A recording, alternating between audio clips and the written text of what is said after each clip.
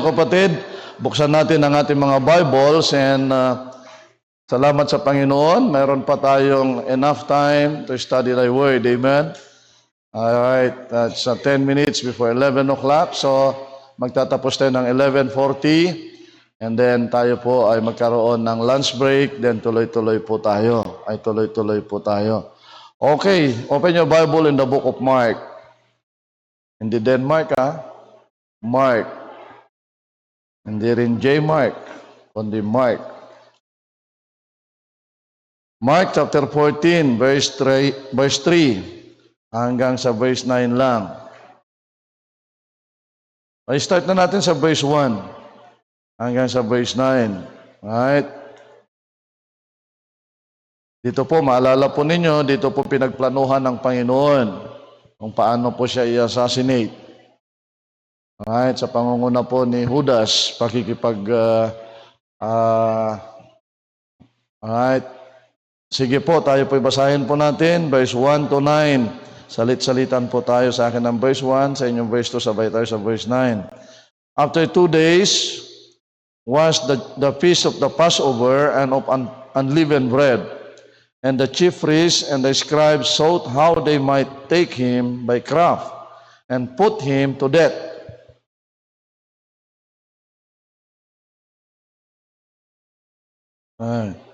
Tulog pa yung iba. But they said not on the feast day, lest there be an uproar of the people. Ayaw nila kasi nga magkakaroon ng commotion. Gusto nila ang Panginoon, doon nila birahin during the Passover, the feast of the Passover. Pero sabi ng mga high priest, ay wag, sabi niya. Verse 3, and being in Bethany in the house of Simon the leper, as he sat at meat, there came a woman having an alabaster box of ointment of spikenard, very precious, and she brake the box and poured it on his head.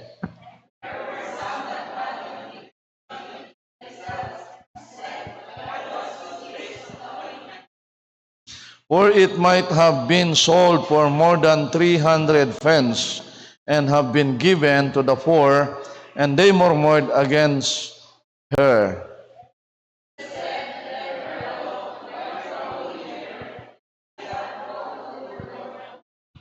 For ye have the poor with you always, and whensoever ye will, ye may do them good. But me ye have not always.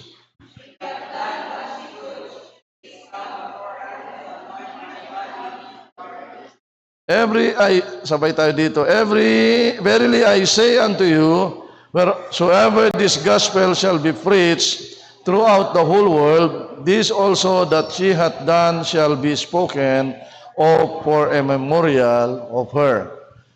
Manalangin muna tayo. O Diyos, salamat po at sa inyo pong kabutihan, biyaya Panginoon, na kami po ay inilagay po sa tamang pananampalataya. Biyaya na mula sa inyong salita, bawat isa nga po Panginoon ay tutong mahalin po kayo Panginoon. Itong pag-aaral namin ngayong umaga, ginamit po namin ang Book of Mark chapter 14 during the time of the Lord Jesus Christ, na kung saan ito yung huling araw po niya, Panginoon, bago siya mamatay. Pangunahan po ninyo, makita sana ng bawat isa ang gustong ipaabot po sa amin ngayong umaga. Ang gusto niyo ipaabot sa amin. Dalangin namin ito sa pangalan ni Jesus. Amen at amen. Alright, tayo po yung makaupo kapatid. No ho? At alam naman po natin yung Passover, yung commemoration ng Passover, the night the Israelites were freed from Egypt. Nandyan po sa Book of Exodus po yan, sa chapter 12. Ito po ay nangyari. So, palalaktawan na po natin yan. So, makita nyo po dito, yung Jewish leaders, sila po ay pinagplanuhan nila secretly na patayin ng Panginoon. Pero sabi nila, wag natin gagawin kasi kapistahan. At this time, kapatid, ang ating Panginoon Jesucristo ay kilalang-kilala na. Medyo ang Panginoon ay marami nang magmamalasakit sa Kanya pag siya po ay pinatay po sa pagkakataon po na ito. At ang sinasabi niya dyan sa verse 3, and being in Bethany in the house of Simon the leper, as he sat at meat, So makita nyo po dito, Bethany, located dito sa eastern slope of the Mount of Olives. Alright? Dito naman po sa Jerusalem on the western side. So kung na-imagine nyo po yan, salamat sa Panginoon pag hindi pa kayo naantok. Ito po yung town na kung saan ang ating Panginoong Hesukristo, nandito ang kanyang mga kaibigan. Sino yon? Si Lazarus, si Mary, at saka si Marta. At kung titingnan po ninyo dyan sa book of John, ay nandyan yung si Mary, tinawag niya ang Panginoong Hesukristo nung ang kanyang kapatid ay may sakit at namatay yung kanyang kapatid. Na maalala nyo po na pinuntahan ng Panginoong Hesukristo after 4 days. At dito umiyak ang Panginoon kasi ganun niya kamahal ang magkakapatid na ito. For what reason? Siya ay nakita niya ang pagmamahal ng tatlong magkakapatid na ito sa kanya. Dinadalaw ng Panginoon at nakita niya ang totoong puso nila, kaya that time nandito po sila. At ang sabi po niya dyan, sana huwag niyo ma-misinterpret, and Jesus said sa verse 6, "Let her alone, why trouble ye her? She hath wrought a good work on me." Sabi sa verse 7, "For ye have the poor with you always, and whensoever ye will, ye may do them good, but me ye have not always."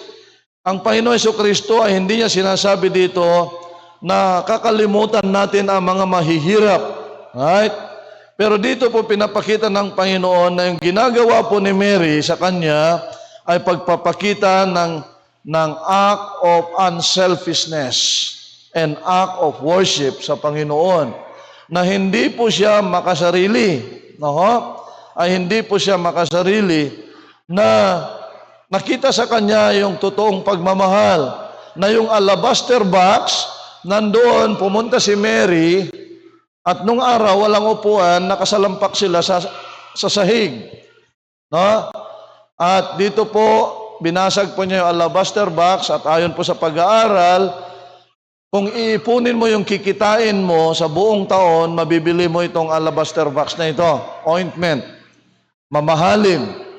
At hindi nangimi si Mary na ginamit ito sa Panginoon. Right? Pinanghilot sa buhok ng Panginoon. Kaya sabi ng mga iba, sana ibinigay na lang sa mahihirap. Sayang naman. Hello? Hanggang ngayon, yan pa rin ang katuruan ng mga hindi totoong nagmamahal sa Panginoon. Sayang naman yung oras mo. Ang tagal-tagal ninyo sa simbahan.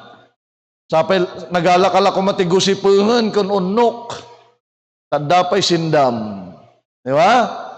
Malala niyo po ang Panginoon nung dumalaw kay Mary at saka kay Marta, na si Marta ay pumunta kagad sa kusina, busy-busy, daming ginagawa. At si Mary, hindi nang hinayang, sinamantala niya, umupo sa paanan ng Panginoon at nakinig ng salita ng Diyos. Nagreklamo na si Marta. Minsan maraming ganyan.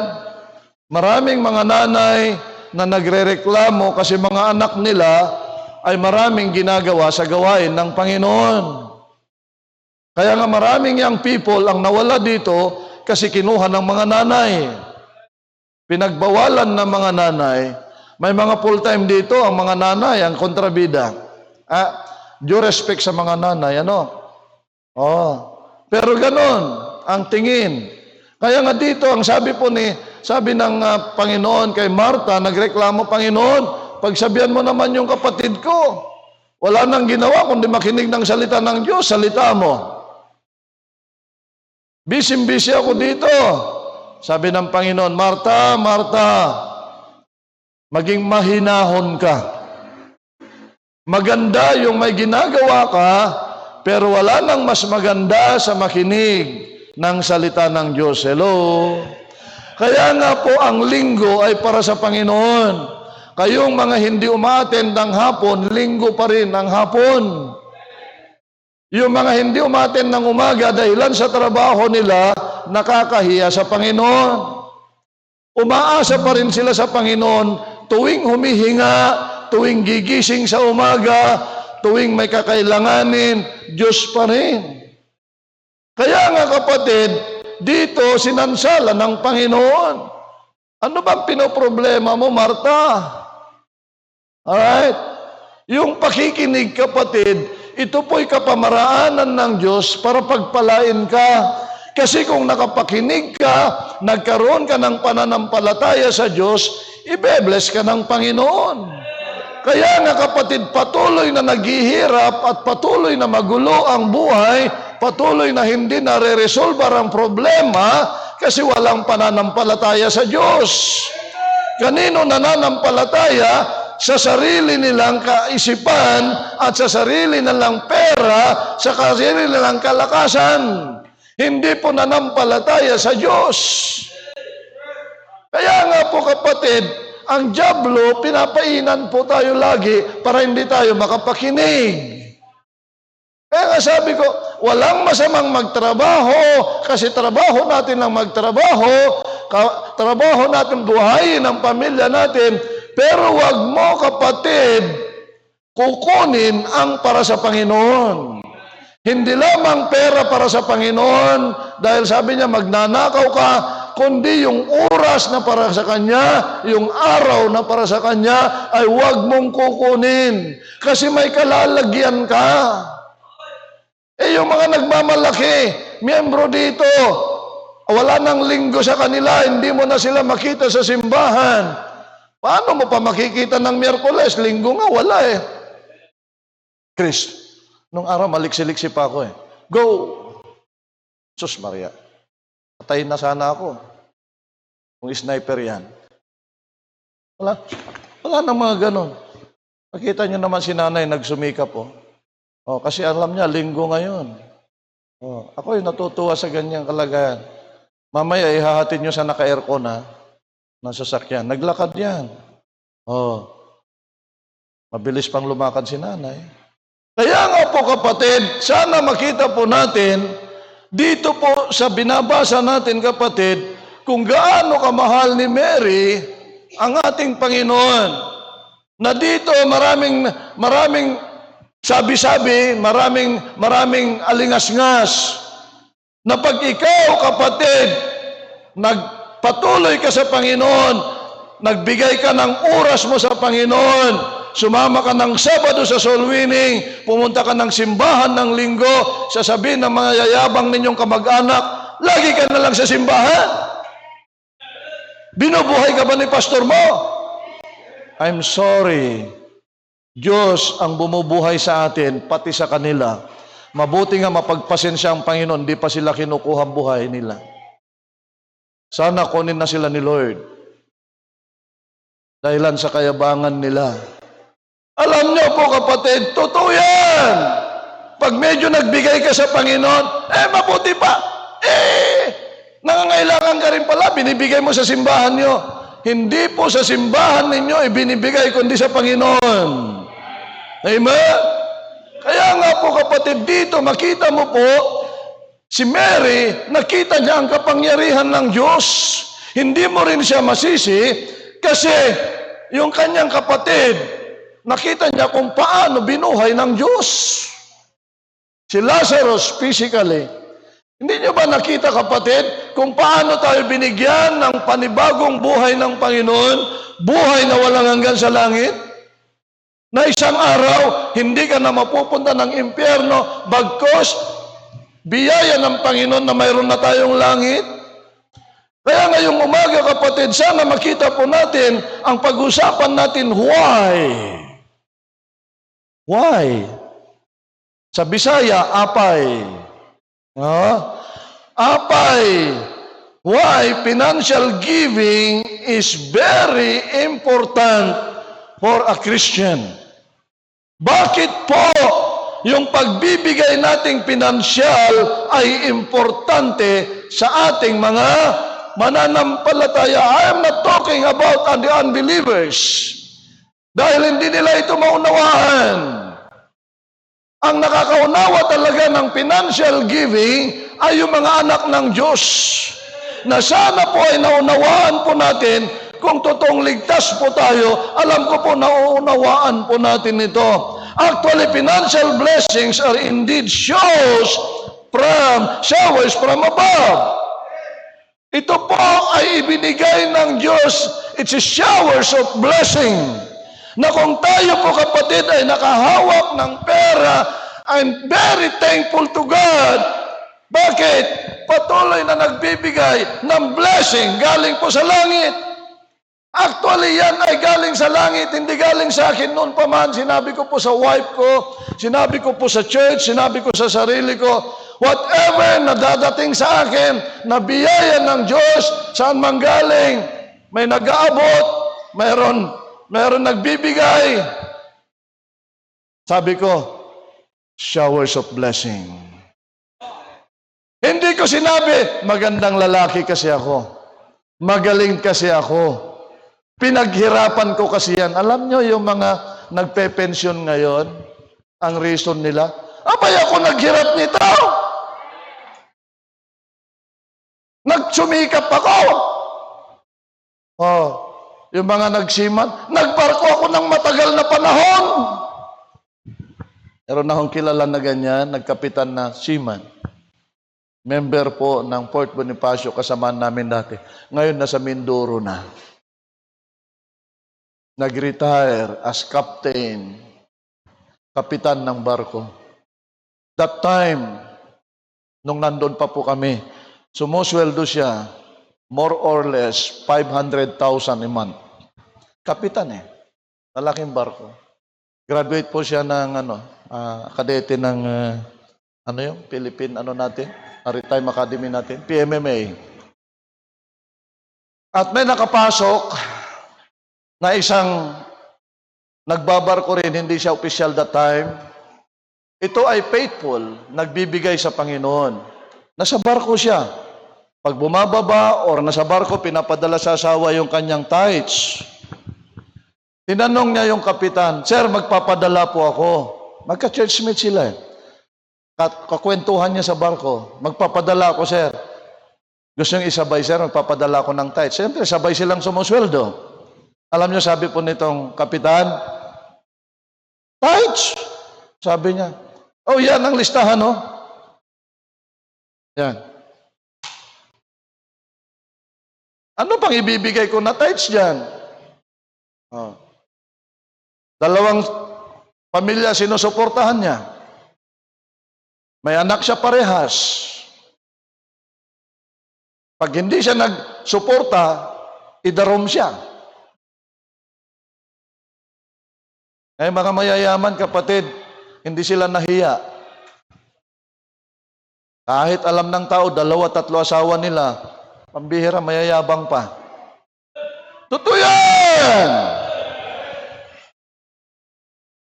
Because of their money, oh my goodness. Lalong-lalo kung galing ka na rin ng Amerika, shit na sila.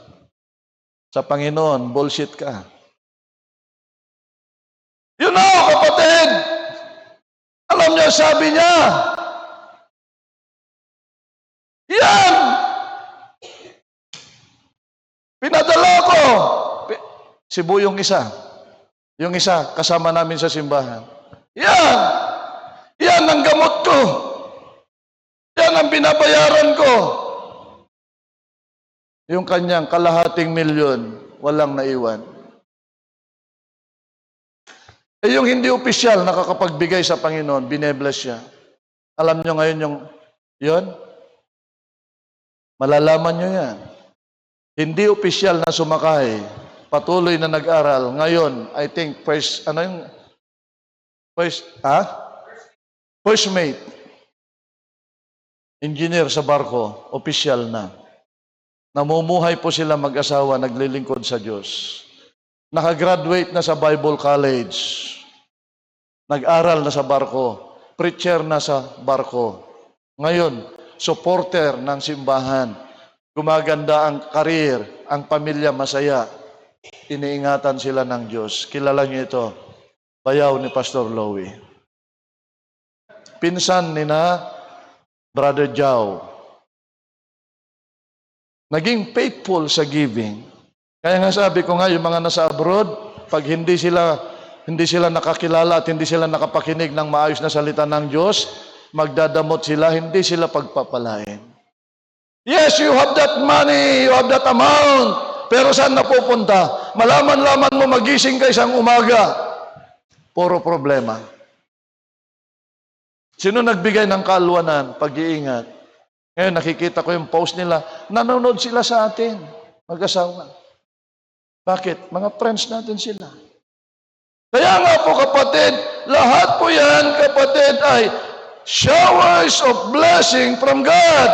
And they become heavenly treasures it given to the work of the Lord.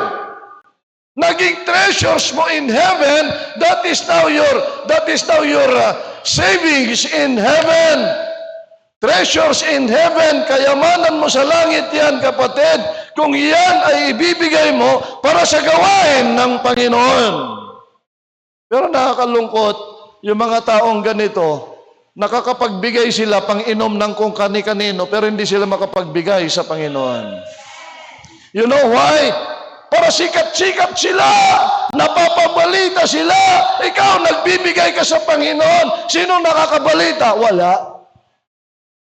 Pero hindi nila alam, ang treasure mo ay nasa langit. Yung mga pasikat chupoy, ayun, hanggang saan lang yan? Hanggang lupa lang. Bukas makalawa, nasyak ako kahapon, healthy. Kabats ko sa Lasod, si Renato, Bernal. Right, magandang lalaki yon, matipuno. Nakita ko, kandila na yung kapatid niya. Ibig sabihin, namatayan. Anytime, pwede kang kunin ng Panginoon. Pero the question, ano ang nangyari sa ipon mo sa mundong ito? Meron ka bang madadala? Ni isang kusing, wala. Pero your treasures in heaven, dadatman mo siya doon, kapatid. Kaya nga po, natatransform yan, kapatid. Yan po ay napaparangalan ng Panginoon.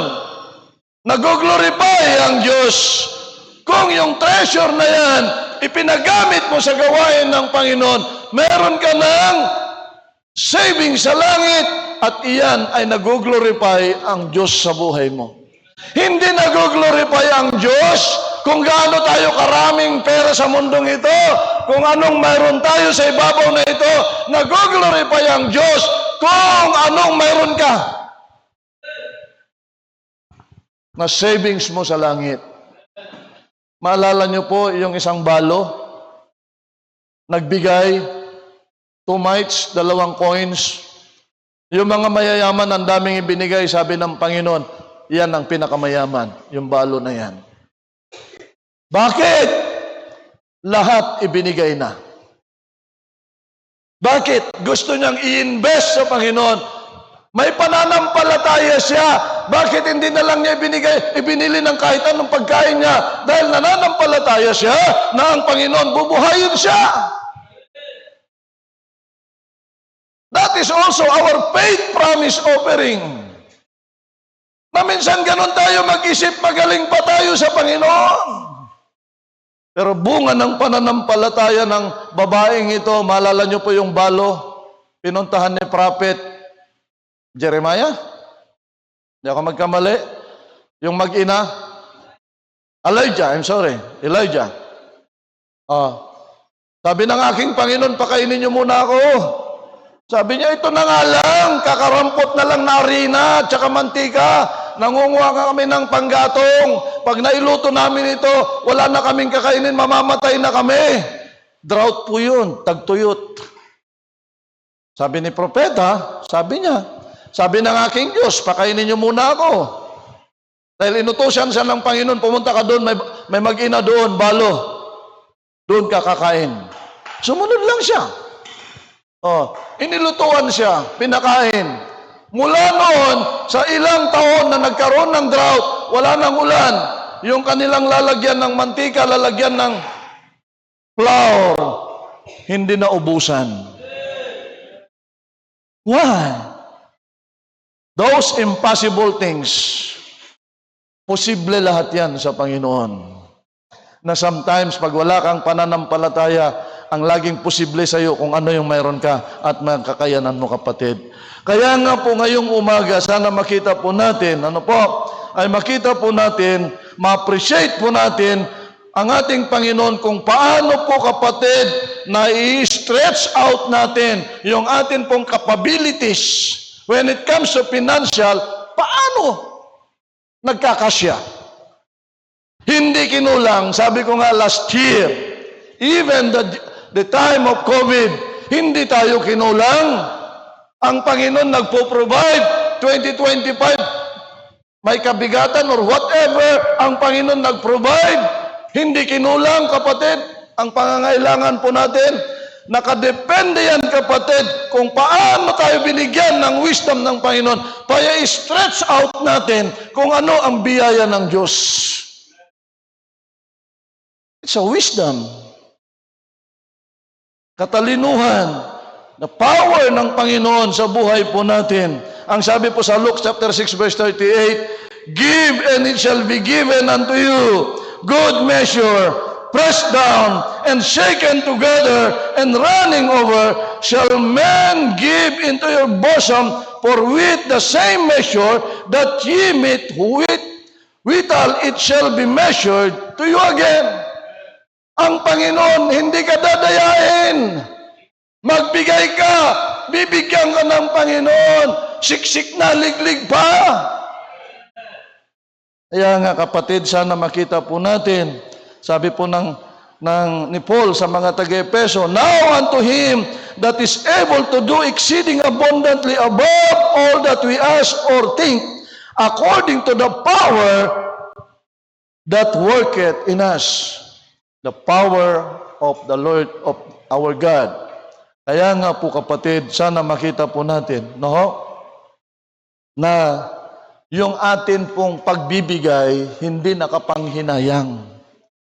Ito po yung atin pong treasures in heaven at kailanman hindi ka lulukuhin ng Panginoon. Simple lang naman, maraming hindi nagtiwala sa Panginoon. Laging kulang. Napansin niyo yun? Totoo lang. Sabi ni Pastor, ibigay mo sa Panginoon o hindi, mauubos din yan.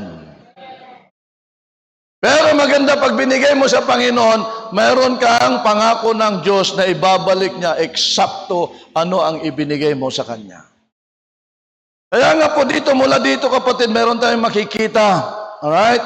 Ay mayroon tayong makikita sa pagbibigay po natin, may nire-represent po ito na isang napakadakilang bagay sa buhay ng isang mananampalataya. Una, we're talking about financial giving. Financial giving express the believer's love for the Savior. Yung pagbibigay natin pinansyal, dito natin na ipapakita kung gaano mo kamahal ang Panginoon Jesucristo. Hello! Madali lang magsabi, Papa Jesus, I love you! Pero paano mo may pakita na mahal mo ang Panginoon? By means of giving financial. Ang sabi sa Mark 14:6, and Jesus said, let her alone. Why trouble ye her? She hath wrought a good work on me. Kinakastigo siya. Sayang naman, pinag-ipunan mo yan ng buong taon. Tapos gagamitin mo lang sa Panginoon. Anong pakialam niyo, sabi ng Panginoon? Gumagawa siya ng mabuti para sa akin. Kaya nga ang pagbibigay sa Panginoon, kapatid, ito po'y paggawa ng kabutihan para sa Kanya. Yung iba, kapatid, pag nagpiesta diyan, nagkaroon ng reyna-reyna sa mga estudyante, nagpapamudmod ng sobre, nanghihingi ng pera, bigay dito, bigay doon. Kanino binibigay? Hindi sa Panginoon. Di ba? Napapansin po ninyo yan? Ay napapansin ninyo yan? Saan napupunta yung pera? Hindi sa Panginoon. Kaya dito, kapatid, sana nakita po natin, numaminsan adamangon siya may kada tayo. Hangkay ko mga nagbaptis, siguro nakapatader kay ti mansyonan, siguro, labaro nga kasto yan. Siguro, diyan ka rin ibuburol. At least maganda pagbuburulan sa'yo. Pag iniwanan ka ng Diyos, alam niyo po kapatid, hindi natin pwedeng pangunahan ng Diyos. Sunod lang tayo sa Panginoon. Giving is a good estimate of the present love of the believer. Ito yung gauge natin. Dito makikita kapatid kung gaano natin kamahal ang Panginoon. Hello?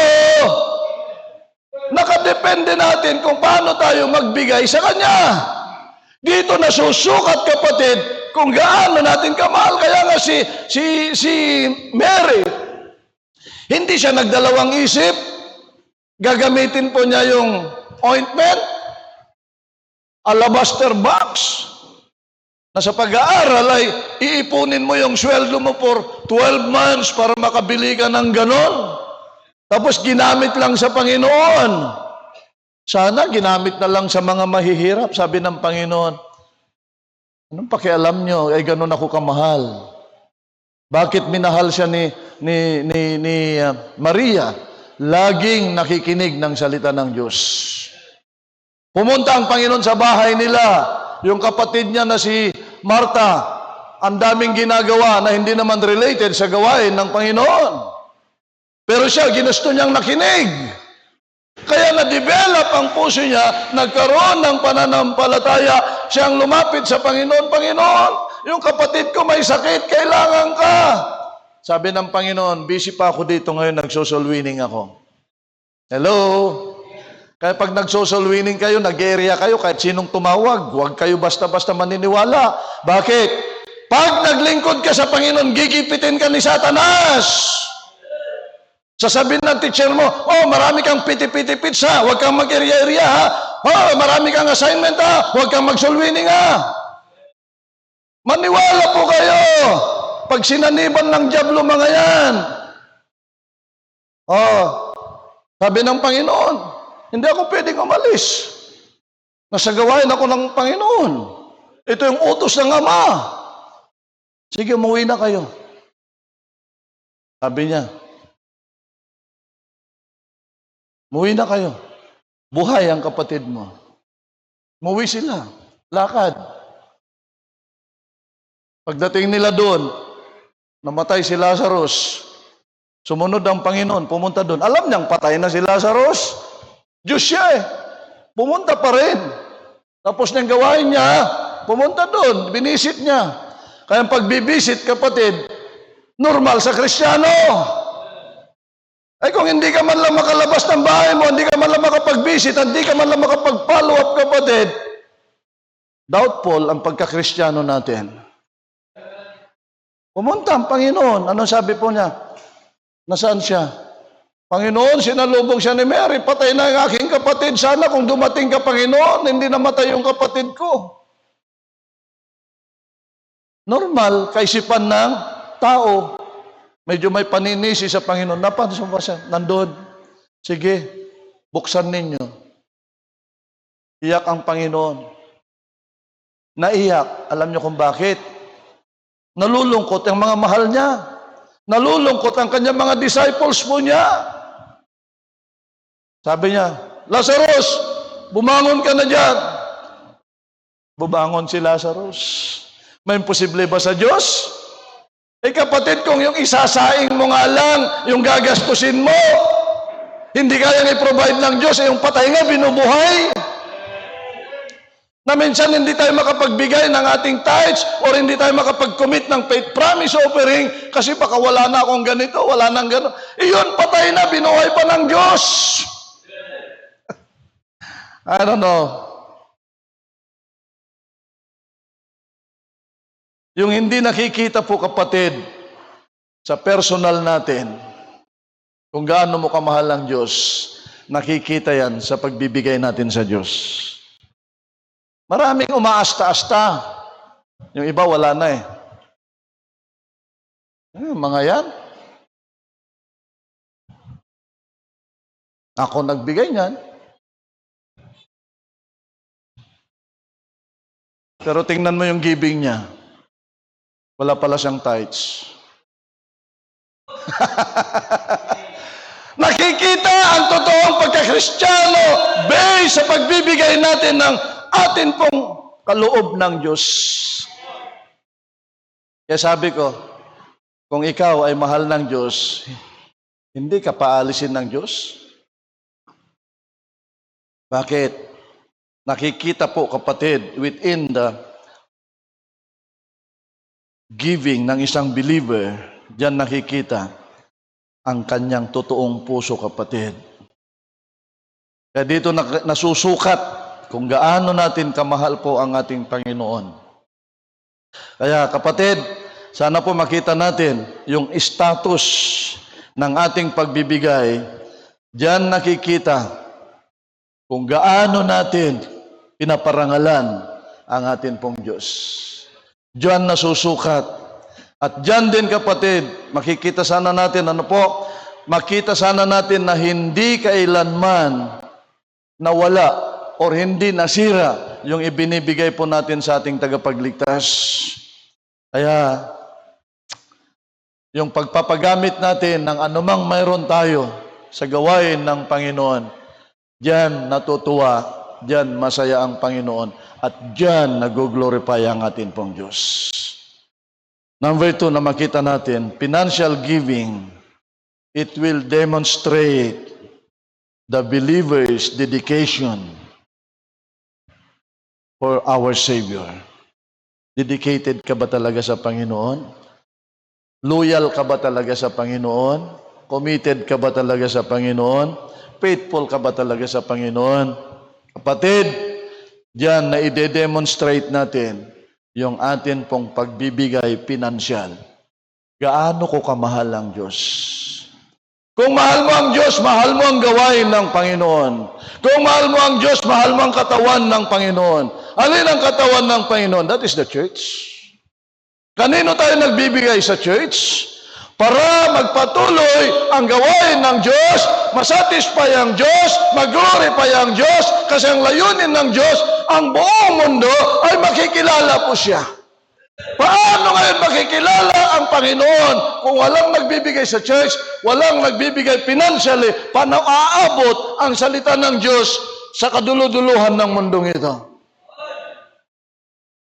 Kaya nga, kapatid, dito po na ipapakita natin gaano natin kamahal ang atin pong Panginoon. Ay yung atin pong Panginoon. Kaya sana po maliwanagan po tayo, sabi sa Luke 7:44. And he turned to the woman and said unto Simon, seest thou the woman? I entered into thine house, thou gavest me no water for my feet, but she hath washed my feet with tears and wiped them with the hairs of her head. Ang sabi niya sa verse 45, thou gavest me no kiss, but this woman, since the time I came in, hath not ceased to kiss my feet, my head with oil thou didst not anoint, but this woman hath anointed my feet with ointment. 47, wherefore I say unto thee, her sins, which are many, are forgiven, for she loved much, but to whom little is forgiven, the same loveth little. And he said unto her, thy sins are forgiven. Nakita mo yan, Pedro? Hindi mo nga ako binigyan ng tubig. Pero anong sabi po niya? Yung buhok po niya. Ang sabi niya dyan, kapatid, yung kanyang seest thou this woman? I entered into thine house, thou gavest me no water for my feet. Wala kayo binigyan na panghugas ng aking paa. Pero yung babaeng yan, she hath washed my feet with tears and wiped them with the hairs of her head. Ganon ka-importante ang Diyos. Ay ganon ka-importante ang Diyos sa Kanya. They givest me no kiss, but this woman, since the time I came in, hath not ceased to kiss my feet. Hindi mo man lang ako hinalikan, pero yung babae na ito, patuloy na hinahalikan yung aking paa.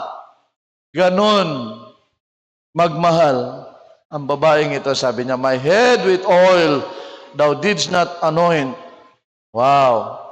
But this woman hath anointed my feet with ointment. Hindi mo man lang ako mabigyan ng ointment para sa aking buhok. Sinong kausap niya dito? Peter. Nga minsan, feeling natin, malapit tayo sa Diyos. Bakit ginagamit tayo ng Diyos? Hello? Who is Peter? Malapit sa Panginoon. Dikit na dikit sa Panginoon. Minsan, kapatid, tayo mismo ng mga staff, akala natin, kapatid, tayo pala ang hindi nagbibigay ng totoo sa Panginoon. Tayo pala ang walang commitment sa Panginoon. Tayo pala ang totoong hindi nagmamahal sa Panginoon. Kaya sabi ko, sa family ko, nag-tithes ka ba kahapon? Kahit 100 pesos ang tinanggap mo, o 300 pesos, magbigay ka sa Panginoon. Hindi ibig sabihin na full-time ka na, araw-gabi tumatrabaho ka. Every time na full-time na ako, buhay ko, binigay ko na. No! Sabi niya kay Pedro, yung babae na yan, ikaw nga nakasakasama ko, hindi mo man lang ako mabigyan ng panghugas ko ng paa, hindi mo man lang ako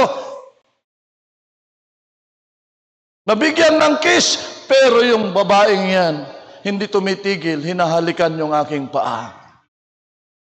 Nakakatuwa dito sa verse 47. So ganun, sabi niya, I say unto thee, sasabihin ko sa iyo, Peter, her sins which are many, ang kanyang kasalanan na maraming kasalanan, are forgiven. For what reason? For she loved much, but to whom little is forgiven, the same loveth little. Yung lubos-lubos na pagmamahal natin, bunga ng pagbibigay natin sa Panginoon, yung kasalanan niya, maraming kasalanan, pinatawad ko na. Pero magbigay ka ng maliit, maliit din na kasalanan mapapatawad sa iyo. Naunawan natin yun, kapatid. Nandyan po sa Luke 7:44. Ang sabi niya, and he said unto her, thy sins are forgiven. You know why? Talagang ipinakita niya kung gaano niya kamahal ang Panginoon. Ang nakakalungkot, kung tayong malalapit sa Panginoon, tayo ang hindi totoong nagkukumit, tayo ang hindi totoong nagbibigay. Sana makita po natin dito. Na feeling natin, marami akong ginagawa sa Panginoon. Buhay ko binigay ko eh.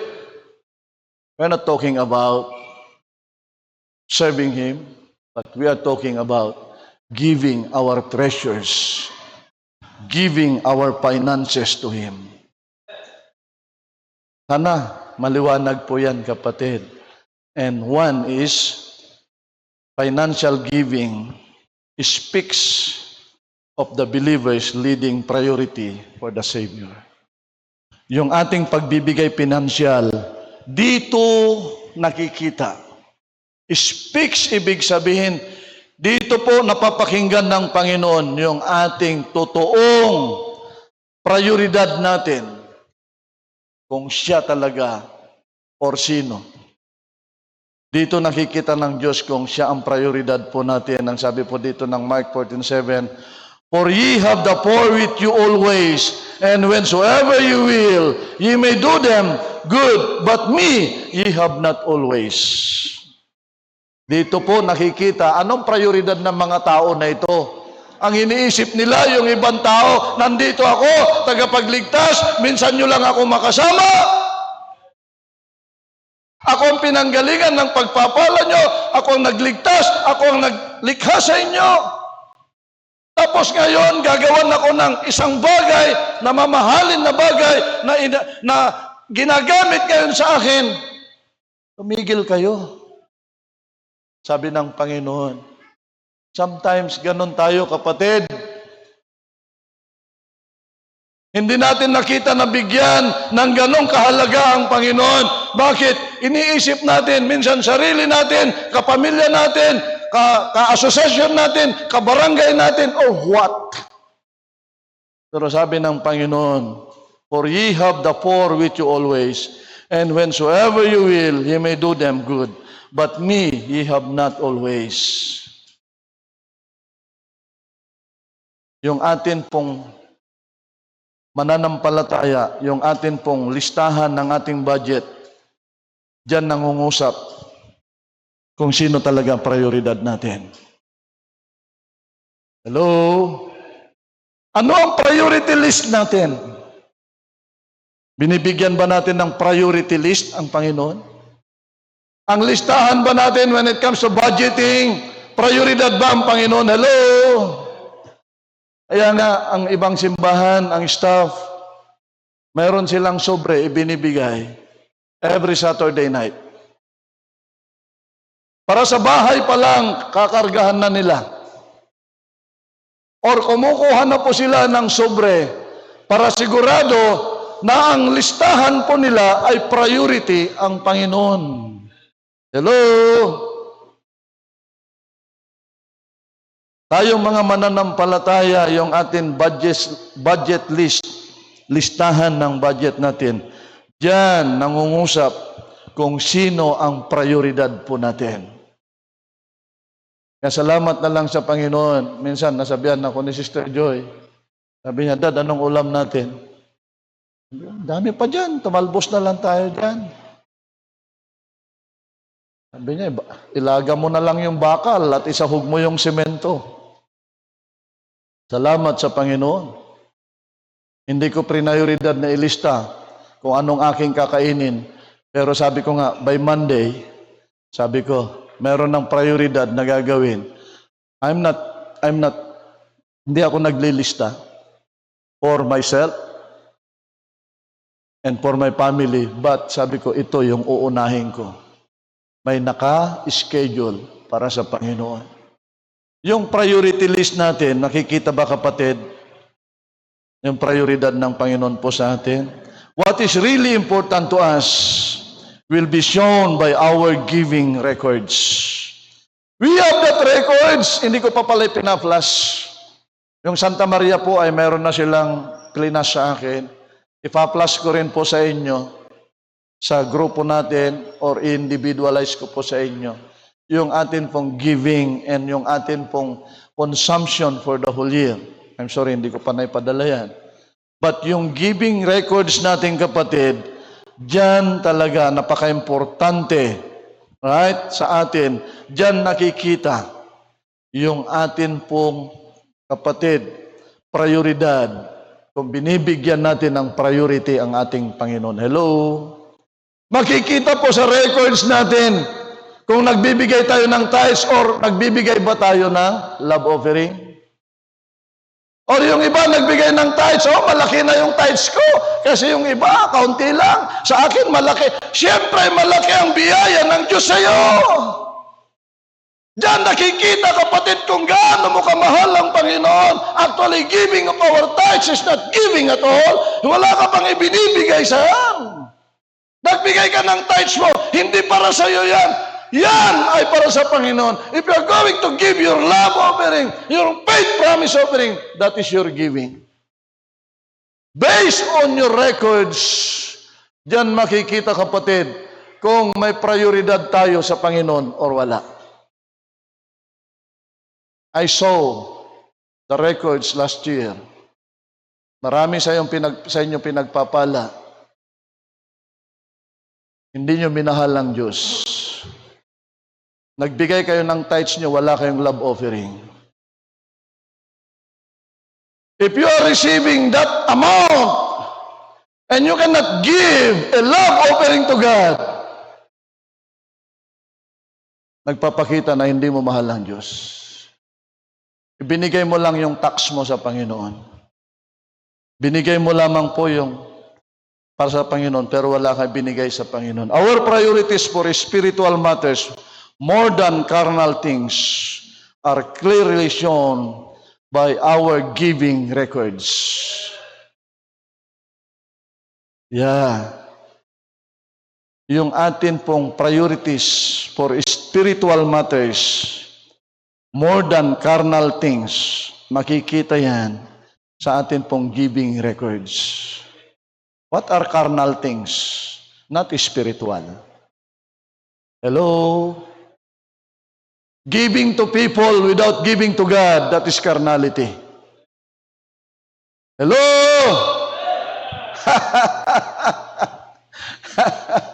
Baka alam lang natin carnality yung pinambili ng pulutan. No! If you are able to give to people and you are not giving to God, that is carnality. Ay, that is carnality. Kaya nga po sa atin kapatid, dito nakikita na i-explain yung ating priority. Depende ano ang listahan natin sa budget po natin. Kung nandun pa rin po tayo sa ating old nature, we were self-centered and self-gratifying Christians. What is gratifying? Satisfy. Yung lumang pagkatao natin, ang nagagratify, nasasatisfy actually, pansarili. Hindi pa rin ng Diyos. Pero don't forget, kapatid, don't forget nang sabi po ng Bible, ano ho? Ay sabi po ng Bible, right? That ang sabi po niya, therefore, if any man be in Christ, he is now a new creature. All things are passed away. Behold, all things are becomes new. Kaya salamat sa Panginoon. Sabi ko nga, from service to business, making money, sabi ko, salamat Panginoon. Ay salamat. Sabi ko. Dahil yung misis ko, magkakampi na kami. Wala nang question. Mayroon kung mayroon, wala kung wala. This Christmas, I don't know kung may nabili ako sa kanila gamit. Hindi ko maalala. Pero sa tingin ko wala. Hindi ako nagbigay ng cash gift sa kanila. Hindi ako nagbigay ng Christmas gift money sa kanila. You know why? We are still using that money. I already promised to God. Sabi ko, Panginoon, kayo ang priority. Nagkaroon ako nito, inorderan po ako ni Brother Michael. Dumating na lang, sabi sa akin, Dad, bayad na po yan. Ay salamat naman, kasi kung hindi bayad, di ko tatanggapin. Sapat na sa akin yung medyo natutuklap. Why? Hindi nakikita sa gara ng suot. Puso ang tinitingnan ng Panginoon. I don't know, kung meron ako nabigyan sa kanila. Ay, yung dalawang magkapatid, si Ina at saka si Mira, meron akong tagpi-50 pesos. Nung ako po'y kumuha ng aking blessing nung December, nagsabi ako, meron ba kayong malilit na bills? Meron, tagpi-50. Ayun, nakita nila, hindi sila Daddy naman, 50 naman. 50 na nga lang, paiyakan pa eh. Minsan sisimangutan ako, hindi na nga. Sabi ko, priority natin ng Panginoon. Mapalad tayo, pinapakain tayo ng Diyos, ginigising tayo ng Diyos, ginagamit tayo sa gawain ng Panginoon. Praise be to God. Kaya nga po kapatid, yung ating budget list, diyan nai-interpret, nai-explain, sino talaga ang priority po natin. Last December, wala akong ibang priority kundi bayarin. Hanggang ngayon. Sabi ko kay Brother John, standby muna natin yung gawain. Iniipon-ipunan natin, bibirahin natin yan. Hindi ko sinabing, salamat. Yung iba sa inyo, alam nyo bakit may sasakyan. Bakit may sasakyan? Walang ibigay sa akin yung kooperatiba, na broke yung kooperatiba. Meron akong doon tinatawag na yung naipon, sir? Share money? Share capital. May share capital ako. Ay, sabi ko, withdraw ko na. Ay, sir, wala kaming pera may bigay. Ano may bigay nyo? Magkabarilan tayo. Eh, sir, may sasakyan na bulok. Sige. Papinturahan nyo na, kunin ko na lang. Kaya nagkaroon ng sasakyan. Hindi ko na-expect na magkaroon ng sasakyan, pero kaysa naman walang makukuha, kunin ko na lang. Kaya kung meron kayong biyahe, magsabi lang po kayo. Blessing. Pero hindi ko priority. Hindi ko talaga priority yan. Kasi meron naman na tayong van. You know why? Pinoprogram ko yung mission, ayaw ko na wala silang magamit. Meron pinapagamit yung kapatiran, ayaw ko naman yung maging, anong tawag po nun, makapalang mukha. Ino-offer nila. Pero alam mo naman tayo mga Ilocano, pakipot minsan. Di ba? Ino-offer. Sabi ko, itong van na ito, dalhin nyo dyan. Anyway, meron naman na puton dito. Kaya sabi ko nga kapatid, priority sa priorities. And last, financial giving will demonstrate we as believers, our desire for spreading the Savior's gospel. Dito nasusukat kung tayo ay mayroon talagang pagnanasa na ma-share ang gospel. Kung tayo po kapatid, financially, nagbibigay po tayo na totoo sa Panginoon. Di nyo ba alam kapatid, yung ating binigay last year? Sapat, hindi nagkulang. Sa record kulang, pero sapat. Why? God gives additional. Hindi ko alam saan galing mga yon. Pero nung kinento ko po yung gastos, halos kalahati. Nag-increase ng malaki yung gastos. Pero nakita ko naman talaga yung ginastusan. Hanggang doon sa Santa Maria, hanggang Candon, hanggang sa travels natin, hanggang sa pangangailangan natin dito. Sabi ko, salamat Panginoon. Why?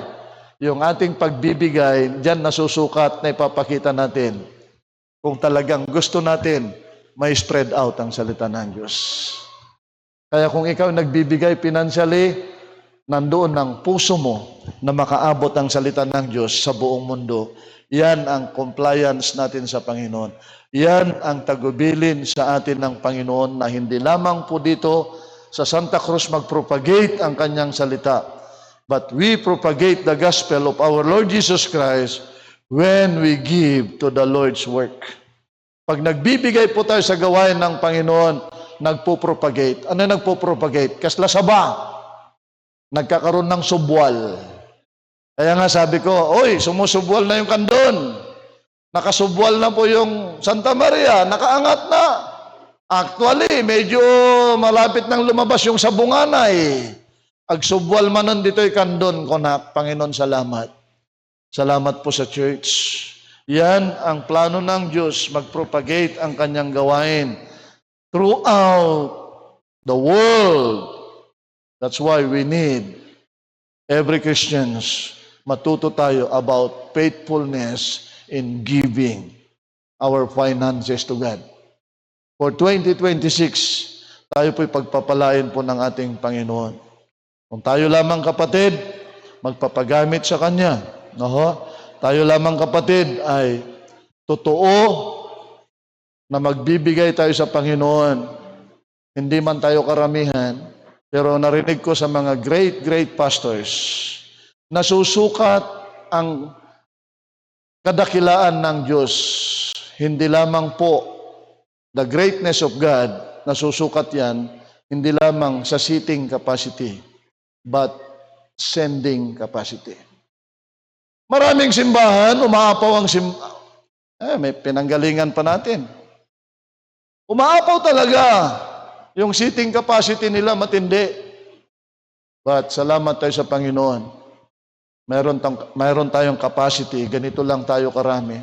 Pero may capacity po tayo na mag-send out ng missions. Kaya, church, sana naunawaan po ninyo, bakit napaka-importante? Why? Na magbigay tayo pinansyal sa simbahan bilang isang mananampalataya. Those are the reasons. Yun ang kadahilanan, kapatid, para mag-glorify ang ating Panginoon. Isa lang ang punto, para mag-spread out ang salita ng Diyos. Lahat ng tao makakilala sa Niya. Maging katulad mo, kapatid, na mamahalin ng Panginoon. Maging katulad mo na ikaw ay patuloy na nagbibigay faithfully sa Panginoon. And for this year, hindi na lamang tayo nagbibigay ng tithes and love offering. Anong kailangan natin? Faith, promise, offering. And that is intended for our mission work sa mga matutulungan natin. Of course, sino man ang susunod na preacher na lalabas, tagudin, kandun, susuportahan po natin through that faith, promise, offering. Inuulit ko po, hindi man kayo makakasama, pero kung nagbibigay po kayo faithfully sa Panginoon, sacrificially, faith, promise, offering is a sacrificial offering. Sinusulat mo yung hindi mo pahawak. Sacrificially, gagawin ko ito. Actually, nag-commit ako ng ganong halaga. Sabi ko, may maapektuhan dito. Why? Magbibigay ako ng 500 a week for faith promise offering. Pero sabi ko, Panginoon, alam ko po, idadirect mo ako sa pangangailangan ng aking family. Kaya, sana po, naunawaan po natin yung ating pinag-usapan ngayong umaga mula Sunday School hanggang ngayon. Tayo po'y tumayo. O Diyos, salamat po, biyaya Panginoon, sa amin pong napag-aralan about faith promise offering.